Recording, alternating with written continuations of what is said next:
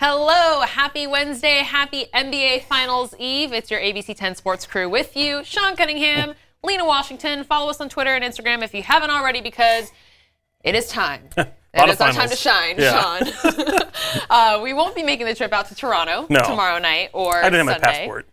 It expired. Well, that's on you. That's my fault. I have mine. I messed it up for all of us. I'm ready. So are you? If somebody wants to start a GoFundMe to send me to Toronto for Game 1 tomorrow night. She fits fine in the overhead compartment. I can. I'm very flexible. I can figure it out. Yeah. Just to be a part of Game 1 of this first ever final series in Toronto, the first time the Raptors in their 24-year franchise history have made it this far, and they're facing a team who, again, been there, done that, 5 straight years, going for their 4th title in 5 years, the three-peat, final season in Oakland. I mean, how many more storylines could you find? I could find one, the Isaiah Thomas redemption story for bringing the Raptors to Toronto. I mean, it's been 20-something years or whatever it's been, and it didn't go well under his era, but I always just feel that somewhere he's probably sitting back smiling, thinking that this is what he had envisioned for that organization. Sure. I mean, it took a while to get there, an entire lifetime for some of the kids even playing for this scandals, team. All good. Yeah, but this is the moment that Drake has been waiting for.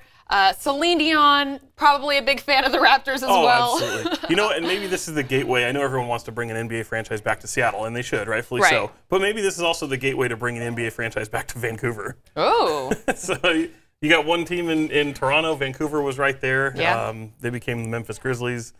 It's not really going so well there, but not right now. Not right now. There was a time where they were, in the conversation, but yeah, Game 3 and 4 coming to Oakland. Of course, the East has home court advantage, so we won't be making our trips out to Oakland until next week. But we, of course, will have continuing coverage on our ABC 10 Facebook page, YouTube channels, and, of course, right here.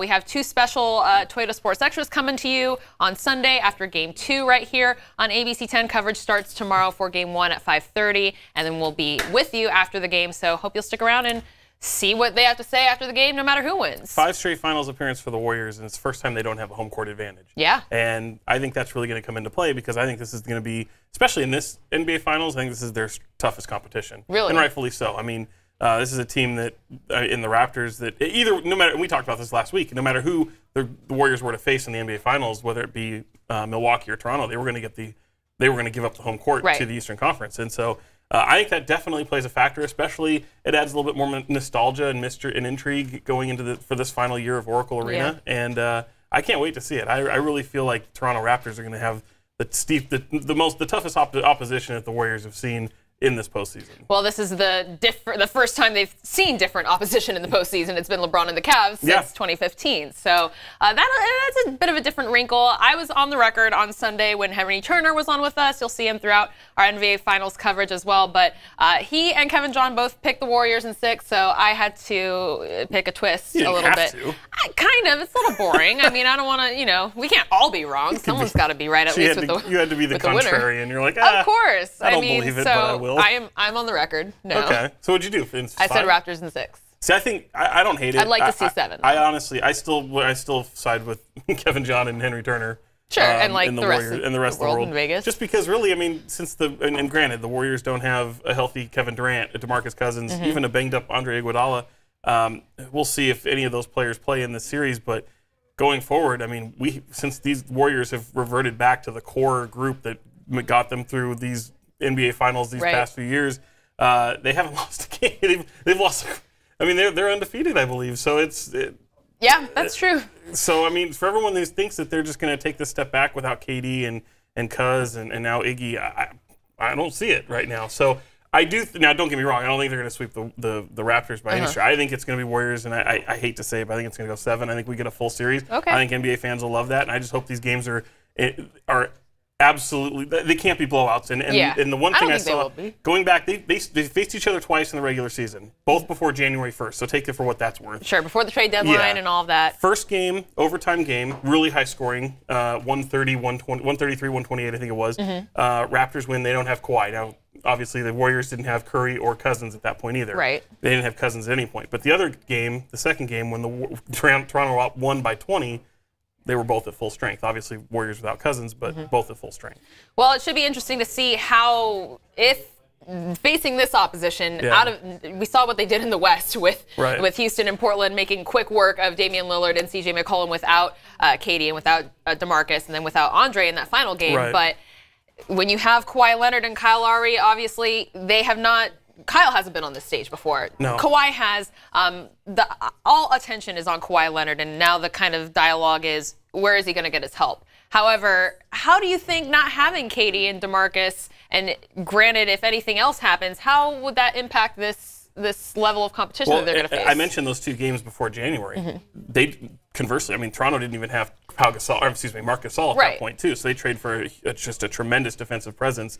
So yeah, that's one of the reasons why I think they're thinking that hopefully Cousins can give them anything. KD changes the whole dynamic for the Warriors. Now there might be some people that say, oh, look at the unselfishness. They don't have as much ISO ball when KD is on the floor as opposed to when he's off the floor. But KD makes your team instantly better, right? Yeah. I mean, he's another superstar. If you keep these 2 teams as is going forward, no KD, your 2 stars are Steph and Kawhi Leonard, and they're both superstars, just incredible superstars. Everybody else is a role player. Those 2 games, and I hate to keep going back to the regular season because it really is meaningless. But Pascal Siakam wasn't what we know him now. He wasn't Spicy P. He wasn't Spicy P at the time. That's his nickname. I didn't give it to him. I'm just saying. Why did that makes me laugh? I don't know. It's just, you look at that guy, and I just don't think there's anything spicy about him. But cool.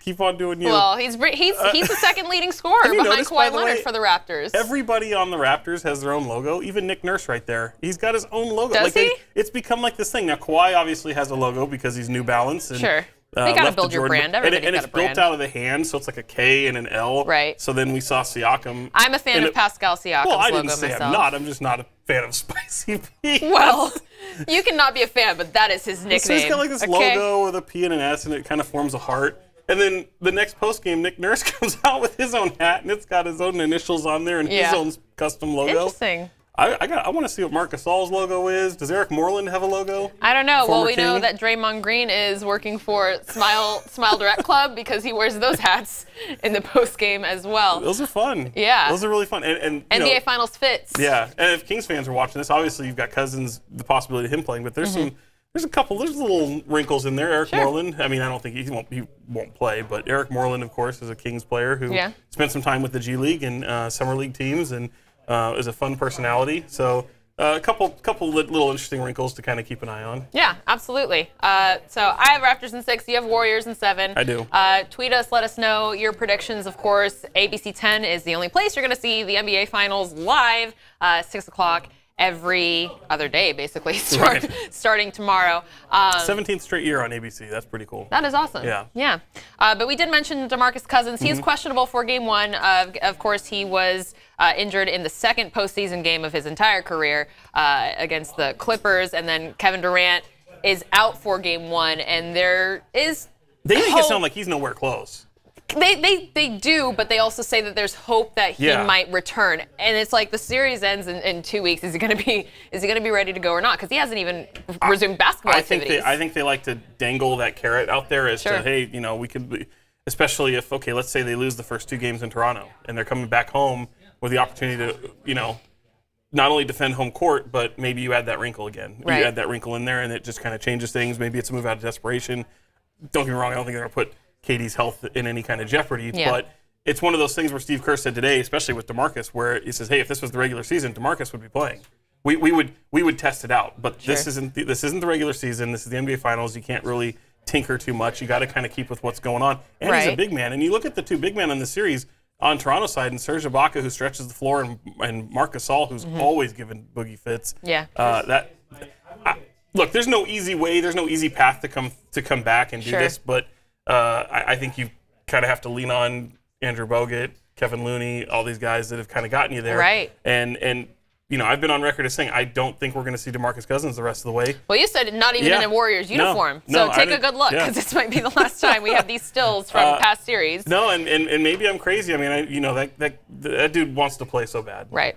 So maybe he does throw caution to the wind and get out there and just try to give him a couple minutes, move the ball through DeMarcus, especially with the way the ball movement is, and he's such a gifted passer. So, and he's been working on his 3-point shot. Not that the Warriors really need it. He's always had that. I mean, shoot, and he's been able to stretch the floor in that regard. You've got to respect him out there, and maybe you stay away from Gasol and bring him out of the paint. So I think it could play to a favor. I think if you do see him at all, man, you're talking like 3, 5, limited 6 minutes. I just can't see. I would be shocked. I really would. I would be shocked to see him back in playing this season. Yeah, I mean, that's interesting that Steve Kerr says if it was a regular season, he would be playing. Yeah. Whereas, I mean, again, on Sunday, Henry Turner, between Kevin Durant and DeMarcus, it's like, this is the NBA Finals. You have to be in a coma to not want to play. And granted, the medical staff and all that, you want to be careful in that situation. Yeah. But again, this is the pinnacle. This is the first time DeMarcus has tasted the postseason, and he's just been watching from the bench. Yeah, and it would be incredible. Yeah. It would be incredible. It would be a good story for him to take into free agency and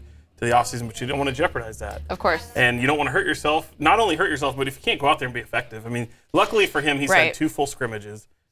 He's been able to do one-on-one work. That's stuff that Kevin Durant has not had the opportunity to do yet since with his calf injury. So I don't know. I really don't. I mean, if a guy can't go in game 1 and 2, I'm going back to KD. If a guy can't go in game 1 and game 2, you only really have that. Game 3 would be the one where you'd bring him back, because I think if you're not playing in game 3, how are you playing in game 4? Right. I mean, they would have to. Yeah, I don't know how the series would shake out.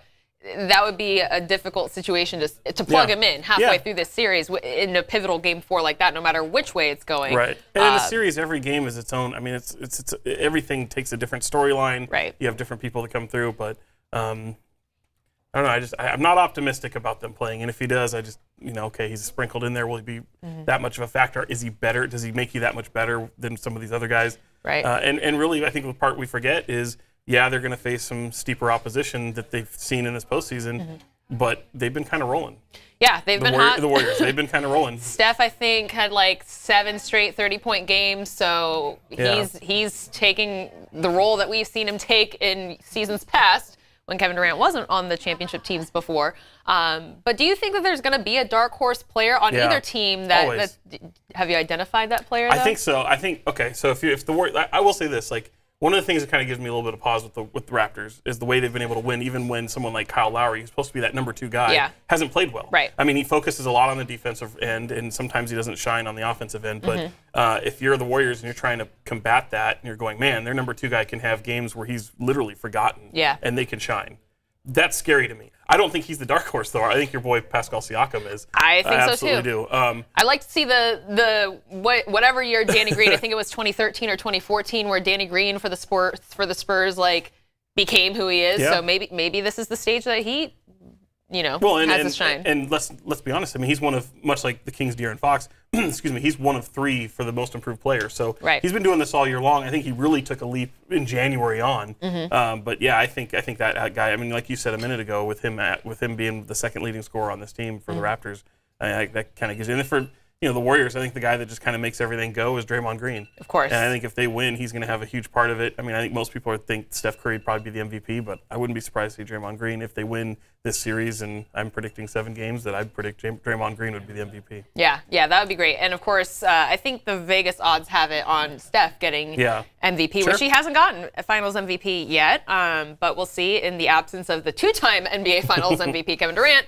with him out, if Steph can step up to that pedestal. But I just hope it's a competitive series.